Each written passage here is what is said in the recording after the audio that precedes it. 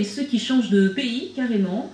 C'est le cas de Didier, un jeune étudiant réunionnais en arts plastiques. Pour la deuxième année consécutive, il quitte sa Rivière-Saint-Louis natale pour faire sa rentrée aux États-Unis. Didier est inscrit dans une prestigieuse académie de Philadelphie. Patrick Smith et Daniel Bénard l'ont rencontré alors qu'il bouclait ses valises. Didier Klein finit de boucler ses valises. Dans quelques heures, il s'envole pour les États-Unis. Ce Riviérois de 23 ans doit en effet, en septembre, entamer sa deuxième année à l'école des Beaux-Arts de Philadelphie. Didier, le premier Réunionnais et le premier Français à fréquenter cette illustre académie américaine qui a vu passer dans ses murs le célèbre réalisateur de Dune et d'Elephant Man, David Lynch.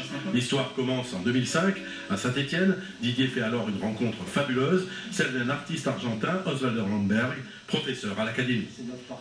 Je lui présente mes photos et mes vidéos donc à ce moment-là, et il me demande à tout prix de le rejoindre dans son équipe et qu'il connaissait une école où je serais plus épanoui. Avoir un fils futur diplômé d'une académie américaine, c'est une fierté pour ses parents, et il ne regrette pas du tout d'avoir encouragé Didier à faire ses études hors du département.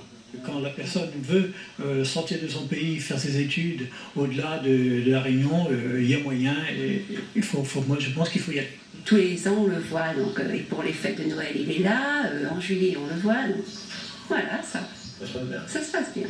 Didier, qui depuis très jeune touche à la peinture abstraite, s'intéresse actuellement à la photo et au cinéma. Il est conscient qu'il a là une chance fabuleuse de pouvoir concrétiser un rêve, devenir un jour artiste plasticien et sillonner le monde grâce à son art. Ce que je voudrais avant tout, c'est avoir une carrière artistique, c'est-à-dire que ce soit dans le domaine de la photographie ou de la vidéo, ou voire même éventuellement avoir un plus large public avec le cinéma, puisque c'est vrai que ce sont des choses qui sont différentes.